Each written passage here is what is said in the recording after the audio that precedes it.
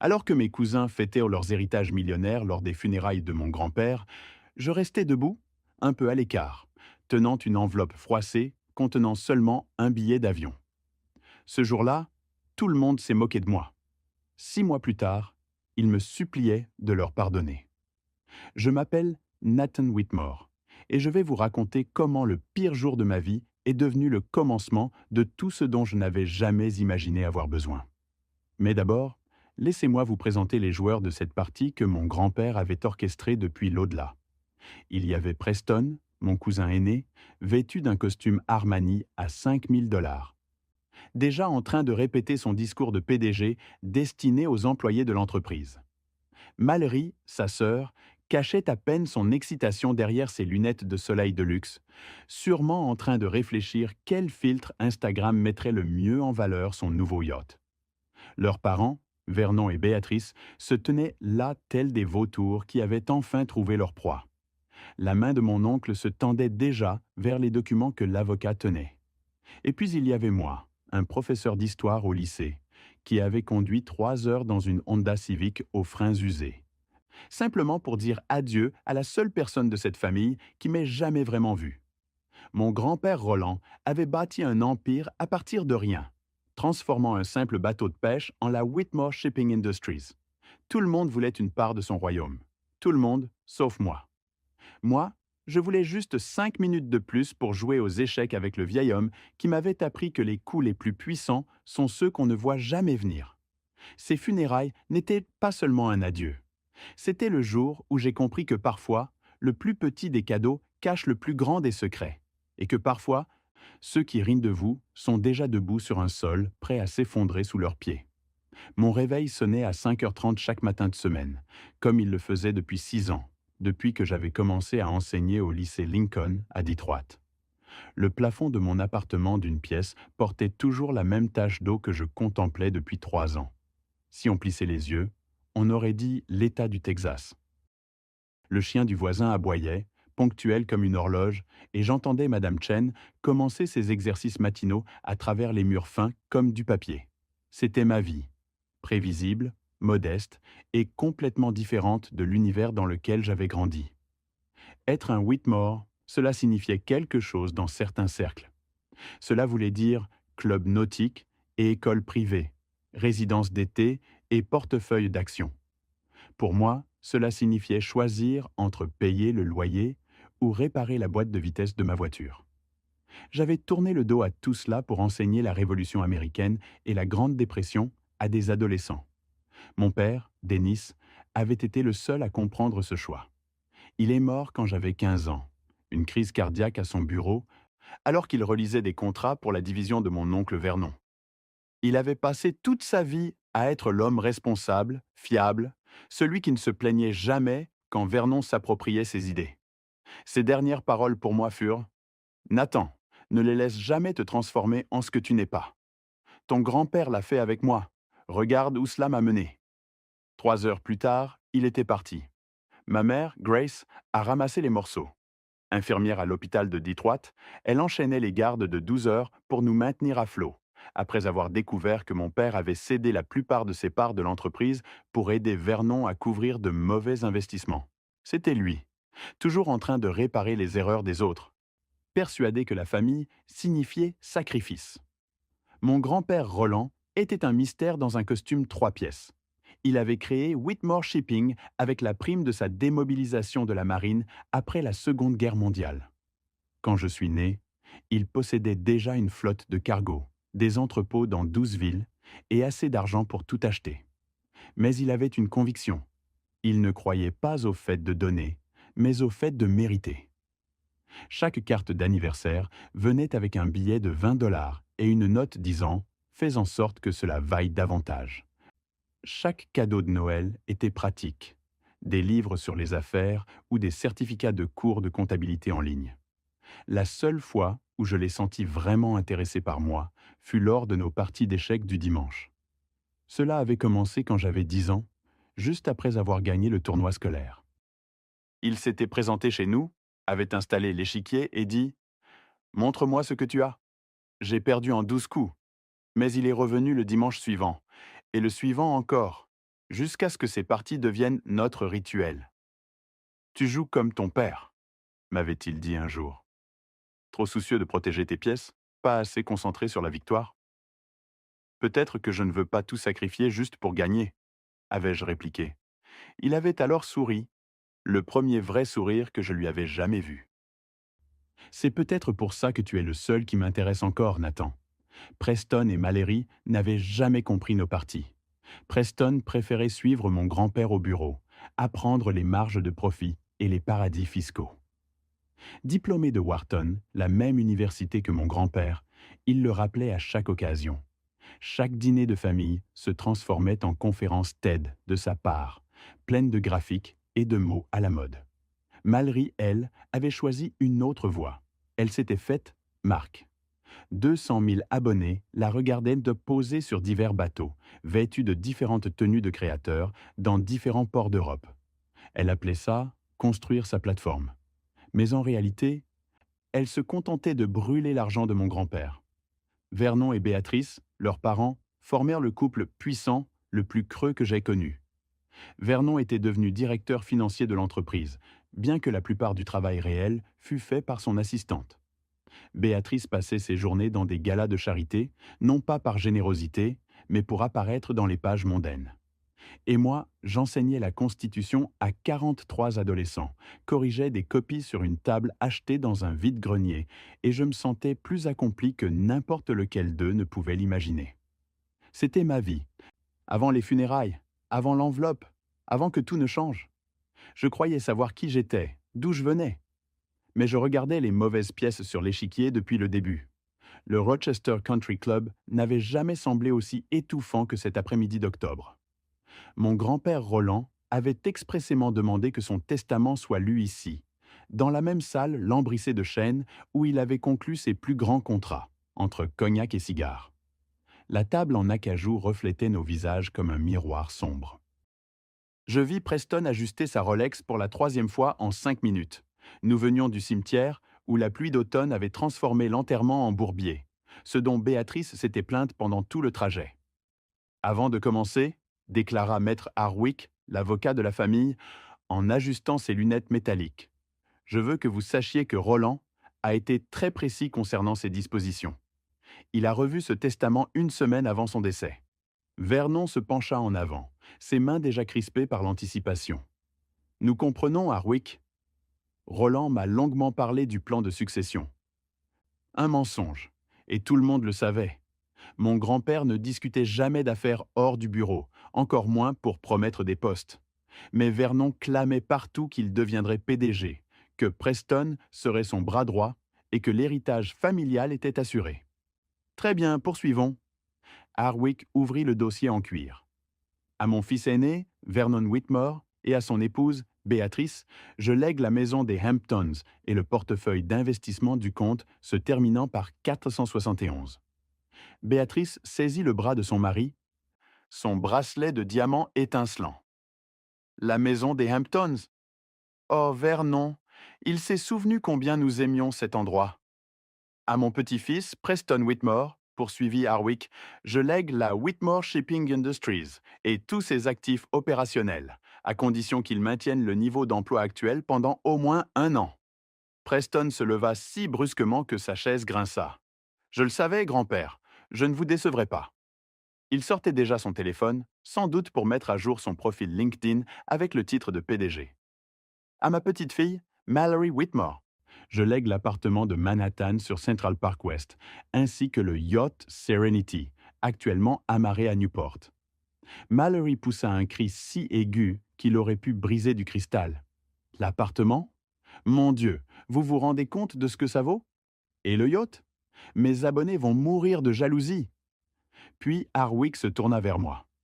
Je vis dans ses yeux quelque chose qui ressemblait à de la pitié. Et à mon petit-fils, Nathan Whitmore, je lègue ceci. Il sortit une petite enveloppe blanche, usée au coin, avec mon nom écrit dans l'écriture tremblante de mon grand-père. La salle resta silencieuse 2 secondes avant que Preston n'éclate de rire. Tu plaisantes? Sa voix déraillait de rire. C'est tout? Une enveloppe? Je la pris d'une main ferme, bien que mon cœur battît à tout rompre. Le papier paraissait mince, insignifiant. À l'intérieur, il n'y avait qu'un billet d'avion. Rome. Aller simple. Départ dans 48 heures. Laisse-moi deviner. Preston m'arracha le billet des mains avant que je réagisse. Classe éco! C'est génial! Le prof a gagné des vacances. Mallory filmait déjà avec son téléphone. Nathan, ton visage! Ne t'inquiète pas. Peut-être qu'il t'a aussi laissé quelques miles accumulés. Vernon se leva, redressant sa cravate avec l'assurance de celui qui croit avoir tout gagné. Roland a toujours dit que tu n'avais pas l'instinct de tueur pour les affaires, Nathan. Au moins, il t'a donné quelque chose de plaisant. Rome est magnifique à cette période. C'est sûrement sa manière de te dire adieu, ajouta Béatrice d'un ton mielleux. Un petit voyage pour t'aider à faire ton deuil. Quelle délicatesse! Ma mère, restée silencieuse jusque-là, prit enfin la parole. C'est tout, maître Harwick? Ceci conclut la distribution des biens, répondit l'avocat en refermant le dossier. Il y a seulement une lettre personnelle pour Nathan, à ouvrir uniquement à son arrivée à Rome. Une lettre? Preston riait presque aux éclats. Qu'est-ce qu'il va écrire? Désolé que tu sois pauvre, profite de la pizza? Preston, ça suffit, dit Vernon, bien qu'il sourit. Nathan a fait son choix. Il a voulu être professeur. Roland a respecté cela au point de lui offrir un cadeau d'adieu. Nous devrions tous être reconnaissants de ce que nous avons reçu. Je regardais à nouveau le billet. 15 octobre, 15 heures, vol Alitalia 61. Pourquoi si précis? Pourquoi Rome? En des années de parties d'échecs, jamais mon grand-père n'avait mentionné l'Italie. Il parlait de Shanghai, Londres, Hambourg, mais jamais de Rome. Je rangeai le billet dans l'enveloppe. Je suppose que je dois préparer ma valise. Tu vas vraiment y aller? Demanda Mallory, sincèrement surprise. Tu vas poser tes congés maladie pour un voyage aléatoire à Rome? Mon grand-père m'a donné ce billet, répondis-je en les regardant chacun dans les yeux. Le minimum, c'est de l'utiliser. Vernon secoua la tête. Un sentimental, tout comme ton père. Dennis n'a jamais compris, lui non plus, que l'émotion n'a pas sa place dans les affaires. C'est à ce moment que je sus. J'allais absolument monter dans cet avion. Parce que Vernon avait tort sur mon père. Tort sur moi. Et peut-être, juste peut-être, tort sur ce que mon grand-père m'avait vraiment laissé. Le billet ne pesait rien dans ma poche, mais il semblait plus lourd que tous les millions qu'ils venaient d'hériter. En quittant le country club, leur rire résonnant jusqu'au parking, je me souvenais des dernières paroles de mon grand-père lors de notre ultime partie d'échecs. Les meilleurs coups, Nathan, sont ceux que l'adversaire ne voit jamais venir. La pluie avait cessé et, pour la première fois de la journée, le soleil perça les nuages. Ce soir-là, je restais assis à ma table de cuisine, les yeux fixés sur le billet d'avion, tandis que l'écran de mon ordinateur affichait le solde de mon compte. 1847,23 $. Le loyer devait être payé dans 5 jours. Ma voiture avait besoin de nouvelles plaquettes de frein. Et j'avais 43 dissertations sur la guerre de sécession à corriger. Chaque partie rationnelle de mon esprit hurlait que prendre cet avion pour Rome relevait de la folie. Mais je ne pouvais pas cesser de penser au visage de mon grand-père lors de notre dernière partie d'échecs, 2 semaines seulement avant sa mort. Ce jour-là, il était différent. Plus doux, comme s'il avait enfin cessé de jouer un rôle qu'il portait depuis des décennies. Nathan, dit-il, en déplaçant son cavalier dans un schéma que je ne connaissais pas, qu'est-ce que tu sais de la confiance? Qu'elle se gagne, elle ne se donne pas, répondis-je, répétant la leçon qu'il nous avait inculquée depuis toujours. Non, garçon. La vraie confiance, c'est savoir quand suivre sans comprendre pourquoi. Ton père savait cela. Il m'a confié quelque chose un jour, quelque chose de précieux, et j'ai échoué. Mais toi, Nathan, tu es différent. Tu n'attends rien de moi. Jamais, grand-père. Je sais. C'est pour ça que, le moment venu, tu me feras confiance, même quand tous les autres penseront que tu es fou. Maintenant, en tenant ce billet, ces paroles semblaient moins un souvenir qu'un message. Je pris mon téléphone et appelai ma mère. J'y vais, dis-je dès qu'elle décrocha. Je le savais, répondit Grace sans hésitation. Ton grand-père m'a appelé le mois dernier. Il n'a rien dit de précis, juste que je devais soutenir la décision que tu prendrais après les funérailles. Maman, c'est insensé. Je ne peux pas manquer le travail. J'ai des responsabilités. Nathan, ton père m'a confié un jour que Roland n'avait pas toujours été l'homme que nous connaissions. Il a dit qu'il y avait eu un avant et un après dans la vie de son père, et que nous n'avions connu que l'après. Peut-être que cela concerne l'avant. Le lendemain matin, je me rendis au lycée Lincoln pour organiser mon remplacement. La directrice, Dr. Washington, n'apprécia pas ma demande soudaine. Mais comme je n'avais pas pris un seul congé en 6 ans, elle finit par accorder 3 jours d'absence. 3 jours pour voler jusqu'à Rome et découvrir à quel jeu mon grand-père jouait. Monsieur Whitmore, ça va demanda Jasmine, une de mes élèves les plus brillantes, après mon dernier cours. Je réfléchis à l'histoire, Jasmine, à la manière dont les moments les plus importants ressemblent à rien du tout quand ils se produisent. Je fis une petite valise, 2 changements de vêtements et le vieux journal en cuir de mon père, que je portais avec moi depuis son enterrement. La course en Uber jusqu'à l'aéroport métropolitain de Detroit me coûta 32 dollars que je ne pouvais pas vraiment me permettre. Mais j'étais déjà engagé dans cette folie. À la porte d'embarquement, en attendant, je sortis de nouveau l'enveloppe. C'est alors que je remarquai un détail que j'avais manqué. Dans un coin, presque invisible, un chiffre écrit au crayon. 1947. L'année où mon grand-père avait eu 22 ans. L'année après avoir quitté la marine. L'hôtesse annonça l'embarquement de mon groupe. Je me plaçai dans la file, derrière une famille qui se disputait à propos des places. La mère essayait de gérer 2 enfants, tandis que le père ne lâchait pas son téléphone. Des gens normaux, avec des problèmes normaux, pas en train de se demander pourquoi leur grand-père décédé les avait envoyés dans un voyage mystérieux à travers l'Atlantique. Mon siège. 32B. Du milieu, tout au fond. Bien sûr, Preston avait eu raison. Classe économique. L'homme à ma gauche ronflait déjà. La femme à ma droite avait accaparé les 2 accoudoirs et regardait un film sur son iPad, sans écouteurs. Alors que Détroit rétrécissait sous mes yeux et que l'avion prenait de l'altitude, je pensais à Preston, sûrement déjà installé dans le bureau de mon grand-père, assis dans son fauteuil, se sentant comme un roi. Mallory, sans aucun doute, postait déjà une photo du coucher de soleil depuis le yacht. Vernon et Béatrice devaient être en train de consulter des conseillers financiers pour planifier comment dépenser leur nouvelle fortune. Et moi, coincé en classe éco, en route vers un mystère que je n'avais pas les moyens de poursuivre. Mais quelque chose sonnait juste. Pour la première fois depuis la mort de mon grand-père, je sentais que j'étais exactement là où je devais être. L'hôtesse passa avec le chariot.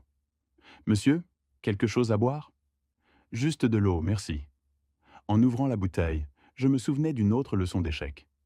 Une fois, mon grand-père avait sacrifié sa dame, la pièce la plus puissante, pour remporter la partie.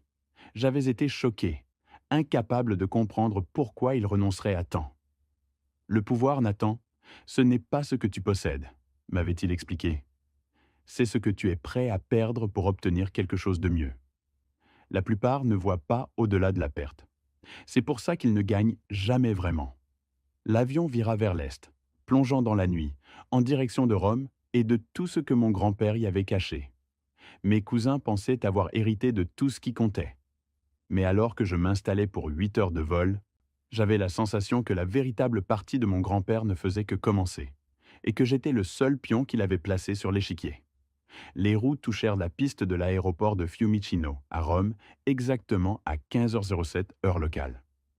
Mes jambes étaient engourdies, mon dos me faisait souffrir, et je n'avais presque pas dormi durant les 8 heures de vol. Les annonces en italien se mélangeaient à l'anglais pendant que l'avion roulait jusqu'à la porte d'embarquement. Et soudain, la réalité me frappa. J'étais à Rome, sans réservation d'hôtel, sans plan, sans aucune idée de ce que je devais faire. Le passage à l'immigration fut un flou de tampons et de questions. « Motif du voyage ?» demanda l'agent, en anglais, avec un accent prononcé. « Honnêtement, je n'en ai aucune idée, » répondis-je, trop fatigué pour mentir. Il me lança un drôle de regard, mais tamponna mon passeport.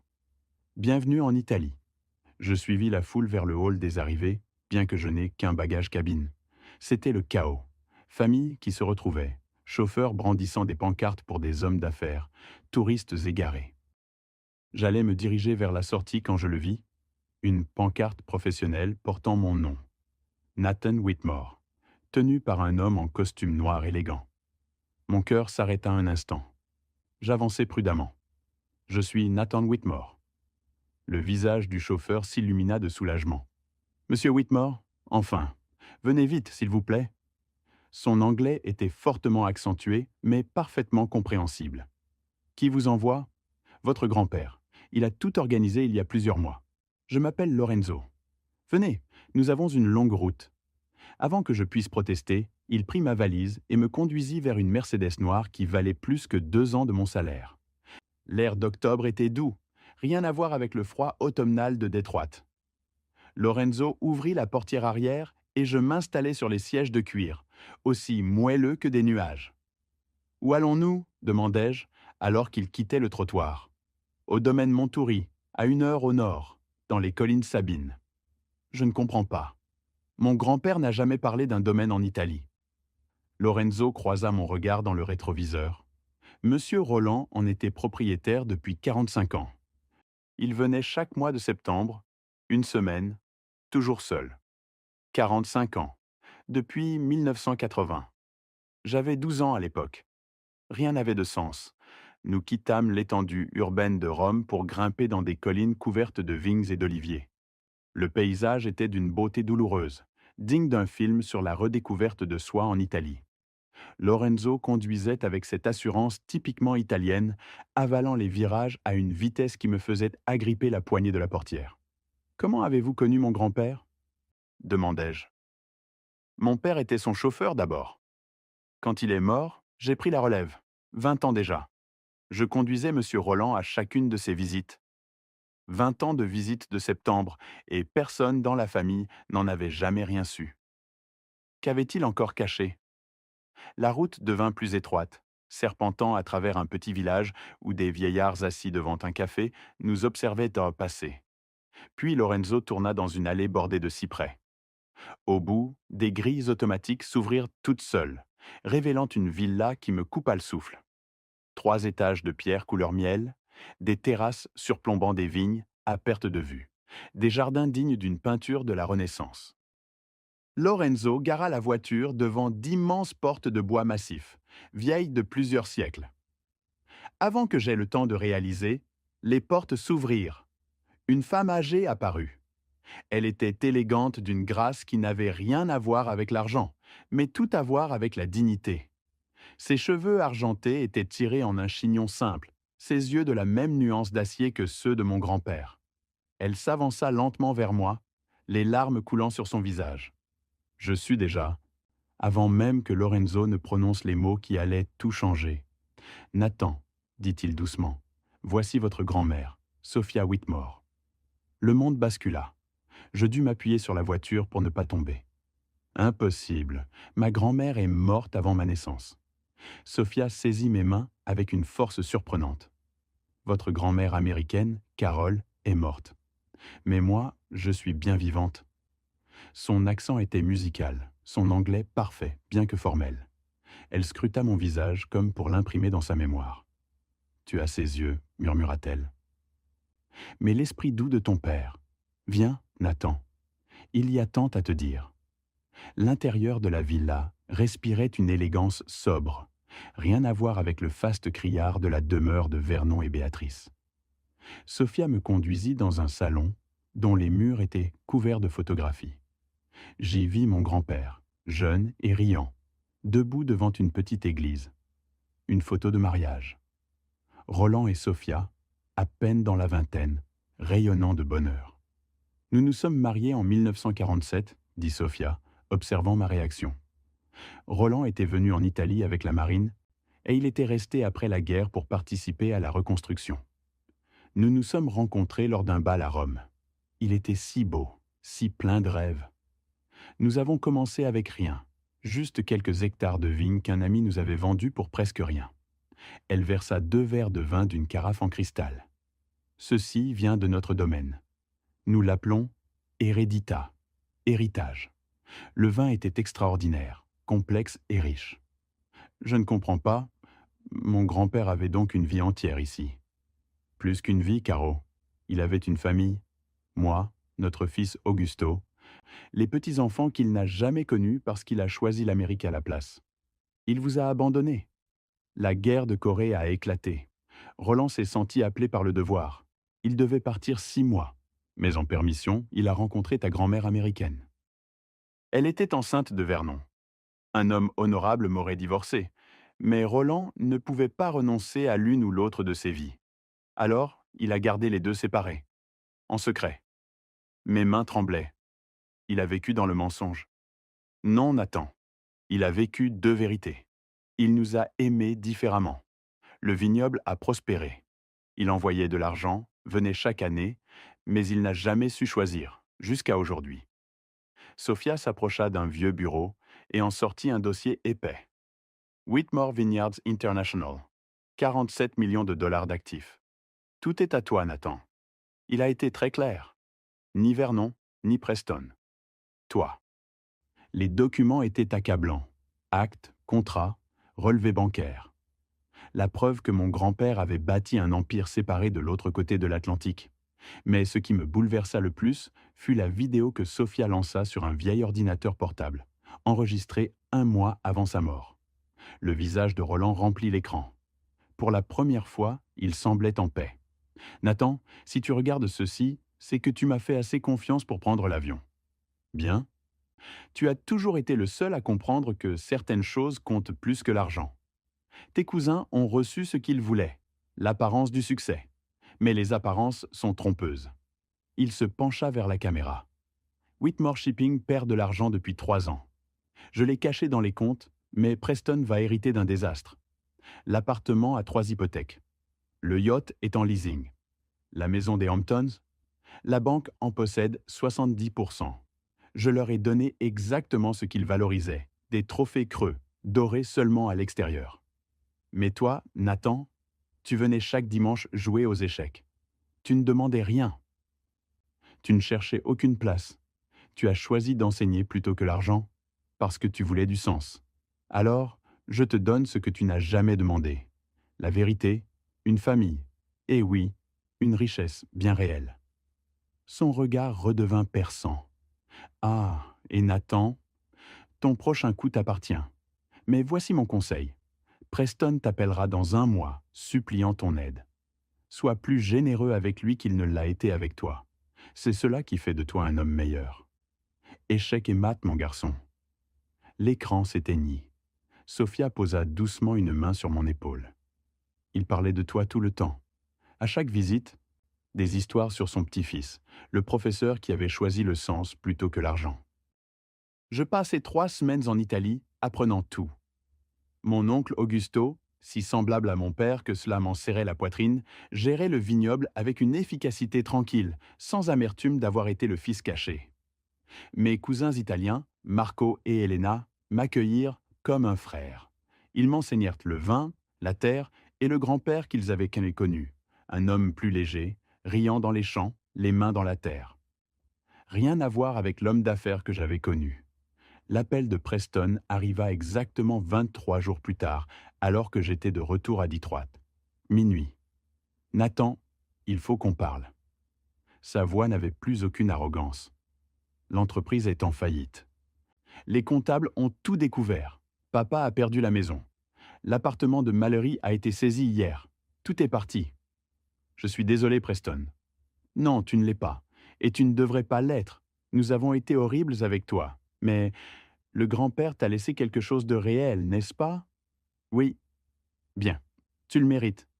Tu étais le seul à vraiment l'aimer, lui, pas son argent. Le lendemain, je lui fis une offre. Gérer la distribution américaine des vins Heredita. Salaire, pas de part. Il accepta immédiatement. Mallory mit plus de temps à ravaler son orgueil, mais finit par accepter elle aussi. Elle découvrit qu'elle avait un vrai talent pour le marketing, quand il s'agissait de vendre quelque chose de réel. Aujourd'hui, elle est fiancée au fils de Lorenzo, vit à Rome et apprend le métier depuis le bas de l'échelle. Vernon et Béatrice ont emménagé dans un petit appartement du New Jersey. Vernon a trouvé un poste de comptable. Béatrice, un emploi chez Nordstrom. Ils ne me parlent plus, mais Preston dit qu'ils sont plus heureux ainsi, forcés de dépendre l'un de l'autre plutôt que de l'argent. Ma mère s'est installée dans la maison d'amis d'une propriété en Californie que j'ai achetée avec mon premier paiement de distribution.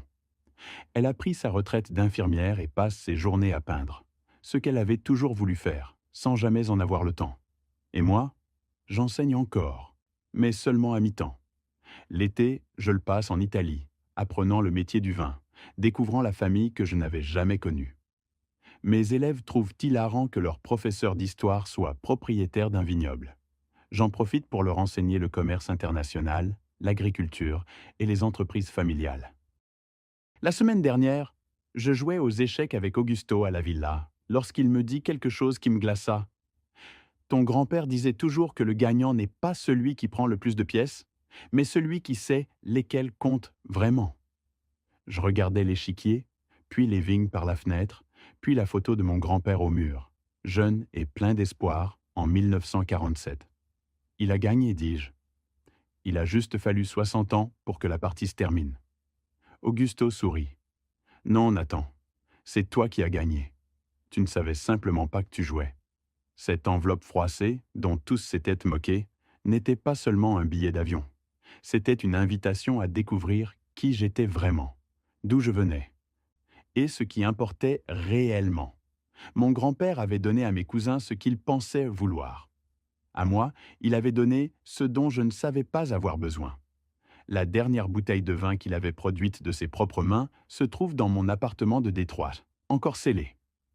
L'étiquette indique Heredita 2024. En dessous, de son écriture, pour Nathan, qui a compris que le meilleur héritage n'est pas ce qu'on te donne, mais ce qu'on te confie à poursuivre. Chaque dimanche, je joue encore aux échecs. Parfois avec Augusto, en Italie, parfois avec mes élèves, à Détroit, parfois seul, en pensant à ce vieil homme qui avait orchestré la plus longue partie que j'ai jamais vue. Il m'a appris que la vraie richesse ne se mesure pas en dollars, mais en vérité, en famille et dans le courage de faire confiance quand rien n'a de sens. J'ai compris que l'échiquier que les autres regardaient n'était qu'une distraction. La véritable partie se jouait ailleurs, sur un autre plateau, dans un autre pays, dans une autre langue. Et mon grand-père avait fait en sorte que moi seul reçoive l'invitation pour y jouer.